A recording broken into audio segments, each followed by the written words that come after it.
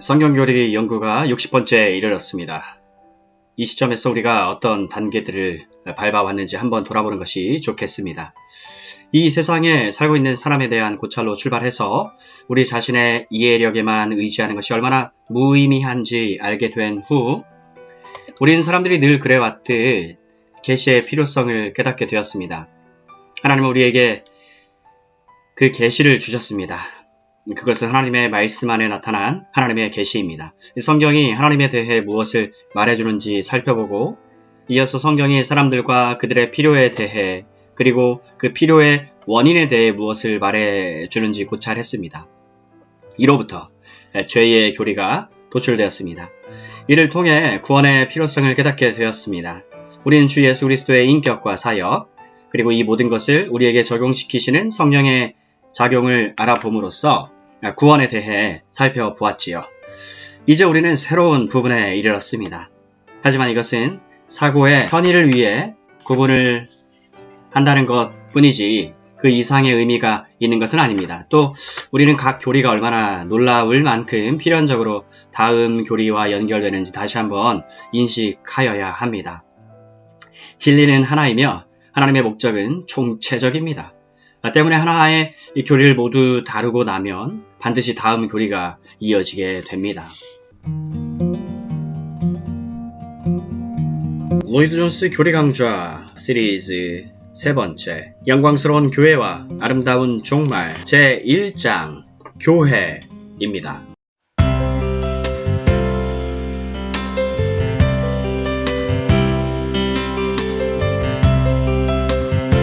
교회론을 고찰해야 하는 이유.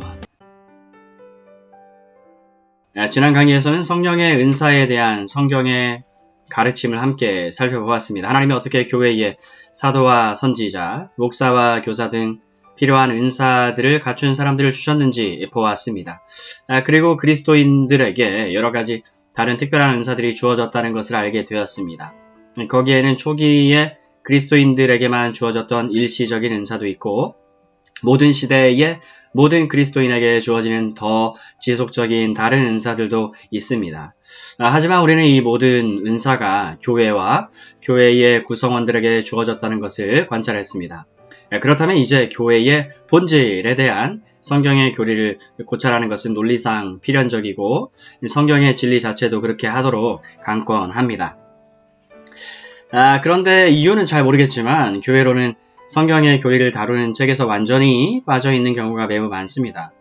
이건 대단히 유감스러운 일입니다. 우리가 정말로 성경에 등장하는 교리들을 알아보는 일에 관심이 있다면 교회에 관한 교리를 다루지 않을 수 없습니다. 대부분의 신약 서신들은 교회를 대상으로 쓰여진 것입니다. 그 가르침은 교회에 대한 것이 많습니다. 그러므로 더 개인적인 필요와 체험을 다루는 성경 교리들을 살펴보는 것만으로는 충분치 않습니다.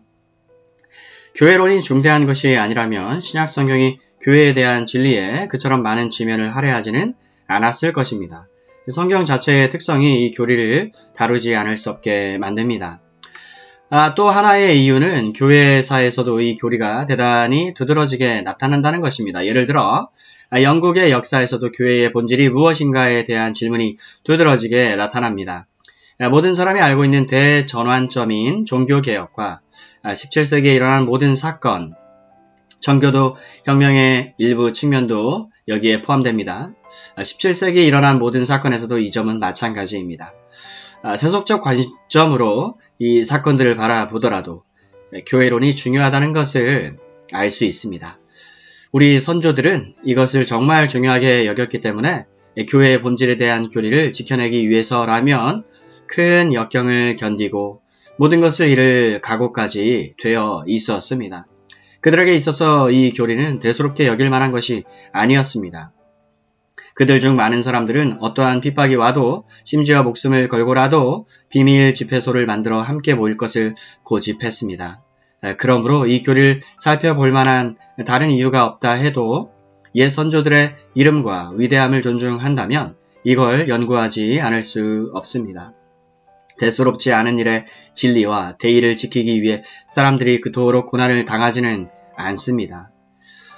이 문제를 살펴보지 않을 수 없는 또 다른 이유가 있습니다.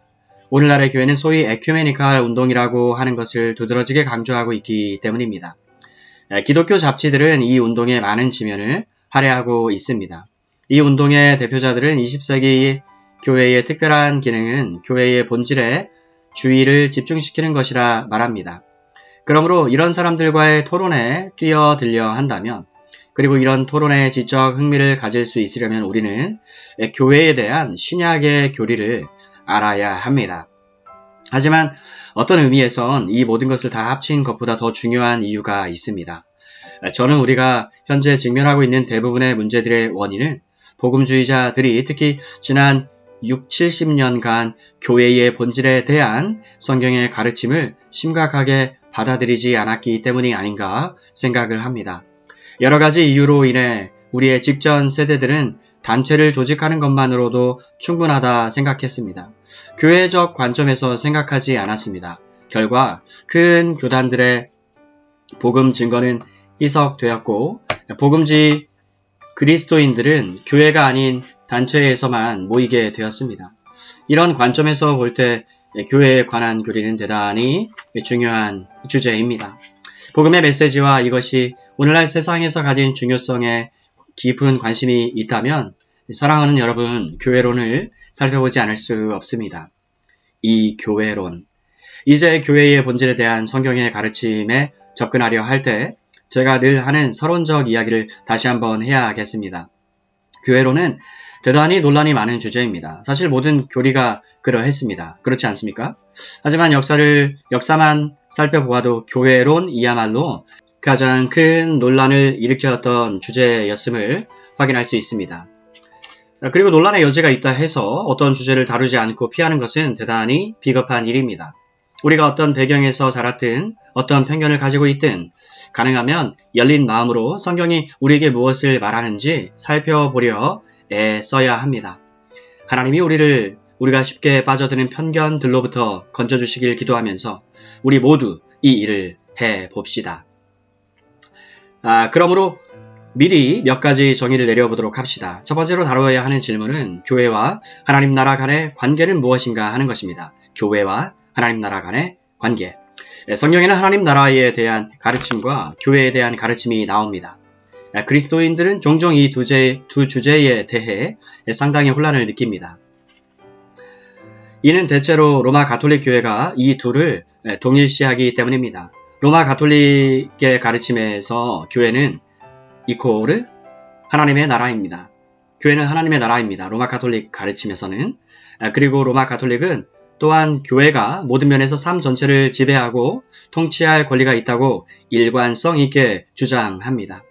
우리는 중세시대 때 어떻게 로마 교회가 자신이 하나님 나라이며 최상의 존재라는 주장을 근거로 왕과 군주와 방백과 나라들을 통치했는지 알고 있습니다. 그런 생각은 지금도 어느 정도 남아 있습니다. 그러므로 교회와 하나님 나라의 관계를 분명하게 정리할 필요가 있습니다. 하나님의 나라는 무엇입니까? 가장 훌륭한 정의는 하나님의 통치입니다. 하나님의 나라는 하나님이 다스리시는 곳 어디에나 존재합니다.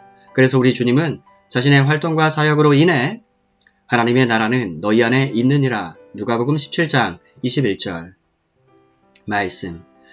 주님은 내가 만일 하나님의 손을 힘입어 귀신을 쫓아낸다면 하나님의 나라가 이미 너희에게 임하였느니라. 누가복음 11장 20절 말씀. 그러므로 하나님 나라를 하나님의 통치와 다스림으로 간주한다면 하나님 나라는 주님이 이 땅에 사람으로 오셨을 때 여기 있었습니다. 그 나라는 지금 주 예수 그리스도가 주님으로 인정되는 곳 어디에나 존재합니다. 하지만 그 나라는 모든 사람과 만물이 우리 주님의 주 되심을 인정해야만 하는 그때 더욱 충만히 임할 것입니다. 그러므로 우리는 하나님 나라가 왔으며 하나님 나라가 우리 안에 있고 또 하나님 나라가 장차 오게 될 것이라고 말할 수 있습니다. 그렇다면 교회와 하나님 나라의 관계는 무엇일까요? 분명 교회는 하나님 나라의 표현이지만 그 둘이 동일시 되어서는 안 됩니다. 그 둘이 동일시 되어서는 안 된다. 하나님 나라는 교회보다 더 넓고 더 큽니다. 참된 교회에서는 그리스도의 주 되심이 인정되고 인식되며 주님은 거기 거하십니다. 하나님의 나라는 그 순간 거기에 있습니다. 그러므로 교회는 하나님 나라의 일부분이지만 단지 부분일 뿐입니다. 하나님의 나라는 교회보다 훨씬 더 넓습니다. 하나님은 교회 바깥, 하나님을 인정하지 않는 곳에서도 통치하십니다. 만물이 하나님의 손에 있고 역사도 그러하기 때문입니다. 그러므로 교회는 하나님 나라와 동일하지 않습니다. 이제 사용된 용어들을 몇 가지 살펴봅시다. 교회라고 번역된 헬라어는 에클레시아이며 이것은 불러냄을 받은 사람들이라는 뜻입니다. 반드시 세상에서 불러냄을 받은 것만이 아니라 특별한 기능과 목적을 위해 사회로부터 불러냄 받은 것도 뜻합니다. 그들은 함께 부르심을 받았습니다. 에클레시아는 집회라는 말로 번역할 수도 있습니다. assembly. 성경에서 에클레시아는 영적인 모임에만 국한해서 사용되지 않았습니다. 에베소 도시에서 일어난 거의 폭동이 되다시피 한 엄청난 모임에 대한 기사를 사도행전 19장에서 읽어보면 그 성의 서기장이 그 무리를 집회 곧 에클레시아라고 부르는 것을 발견할 수 있습니다. 그는 많은 사람이 함께 모였다는 의미로 그 말을 사용한 것입니다. 마찬가지로 사도행전 7장에 나오는 연설에서 스데반은 모세가 광야 교회에 있었다고 말합니다. 사도행전 7장 38절. 그러므로 이스라엘 자녀들이 하나님의 백성의 교회, 모임, 집회였습니다. 그들은 에클레시아, 즉 구약의 교회였습니다. 그것이 교회라는 말의 근본적인 의미입니다. 우리가 사용하는 교회, church라는 단어는 그와 동일한 어원에서 유래한 용어나 이름들은 모두 조금씩 다른 의미를 지니고 있습니다. 우리는 이 단어를 우리가 주님께 속해 있다는 의미로 사용합니다. 교회, 우리가 주님께 속해 있다. 교회라는 단어는 주인을 의미하는 헬라어 큐리오스에서 유래했으며 카이저나 시저도 같은 어원에서 나왔습니다. 이 점을 기억하는 것이 중요합니다. 우리는 이 두 가지 의미를 한데 결합시켜야 하기 때문입니다. 즉, 교회는 주님께 속했으며 함께 모인 사람들로 구성되어 있습니다. 하지만 한 걸음 더 나아가 봅시다. 성경에서 교회에 대해 말하는 몇몇 구절을 살펴보려 하는데 이들은 대단히 중요한 구절들입니다. 성경에서 에클레시아라는 단어가 그리스도인들에게 사용되었을 때는 일반적으로 지역적인 모임을 칭합니다. 저는 지금 일반적 개념으로서의 교회와 지역적이고 개별적인 개념으로서의 교회를 구분하고 있습니다. 성경에서 이 단어는 거의 언제나 이런 지역적 의미로 사용됩니다. 예를 들어 로마서 16장에서 바울이 아굴라와 브리스가에게 문안 인사를 할 때 그는 저의 교회를 언급합니다. 로마서 16장 5절 The church that is in their house. 많은 그리스도인이 아굴라와 브리스가의 집에 모였습니다. 사도 바울은 그러한 지역 모임을 주저없이 교회라 부릅니다. 그는 교회를 The Church를 거대한 것으로 보는 현대의 에큐메니칼적 이상에 따라 생각하고 있지 않습니다. 다른 예로 사도 바울은 그의 편지를 고린도에 있는 하나님의 교회에 보냅니다. 고린도에 있는 하나님의 교회. 갈라디아서는 갈라디아 교회가 아닌 갈라디아 여러 교회들, 갈라디아서 1장 2절 향해 기록했습니다. 사도 바울은 교회를 여러 개의 집으로 나누어진 하나의 단일체로 보지 않았습니다. 여러 교회들, 즉 수많은 단일체가 갈라디아에 존재하는 것으로 생각하고 있습니다. 이건 대단히 의미 있고 중요한 점입니다. 성경을 전체적으로 살펴보면 이것이 사도가 교회라는 주제를 다루는 일반적인 방법임을 알 수 있습니다. 하지만 교회들이라는 말 대신 교회라는 말이 사용된 경우가 두세 번 정도 있습니다. 그중 한 경우는 다소 흥미롭습니다. 그건 사도행전 9장 31절에 나옵니다. 이 구절은 흠정역과 개정역이 서로 다릅니다. 흠정역은 그리하여 온 유대와 갈릴리와 사마리아 교회가 평안하여 든든히 서가고 라고 되어 있습니다. 하지만 개정역에는 교회라고 단수로 되어 있으며 앞서 흠정역은 교회들, churches가 평안하여 든든히 서가고 개정역은 교회, church라고 단수로 되어 있습니다. 분명 이것이 더 나은 번역입니다. 하지만 그렇더라도 우리는 이 구절이 박해로 인해 흩어진 예루살렘 교회의 구성원들에 대한 언급임이 거의 확실하다는 사실을 기억해야 합니다. 때문에 누가가 교회들과는 구분되는 유일한 교회의 개념을 이야기하고 있다기보다는 여러 장소로 흩어져 평안 가운데 있는 하나의 교회에 대해 이야기하고 있다고 보아야 합니다. 하지만 이것이 중대한 점은 아닙니다. 고린도전서 12장 28절에도 하나님이 교회 중에 in the church 몇을 세우셨으니 첫째는 사도요 둘째는 선지자요라 기록되어 있습니다. 바울은 하나님이 그들 교회들 중에가 아니라 교회 중에 세우셨다고 말합니다. 교회라는 용어는 또 다른 식으로도 사용됩니다. 에베소서의 저 위대한 구절들과 같은 몇몇 본문에서 사도 바울은 분명 교회가 지상에 있는 사람들 뿐만 아니라 하늘에 있는 사람들까지 포함하고 있다고 생각을 합니다. 에베소서 1장 끝부분에서 그는 이렇게 말합니다. 또 만물을 그의 발 아래에 복종하게 하시고 그를 만물 위에 교회의 머리로 삼으셨느니라. 교회는 그의 몸이니 만물 안에서 만물을 충만하게 하시는 이의 충만함이니라. 에베소서 1장 22, 23절. 같은 서신에 비슷한 구절이 더 있습니다. 이는 이제 교회로 말미암아 하늘에 있는 통치자들과 권세들에게 하나님의 각종 지혜를 알게 하려 하심이니. 에베소서 3장 10절.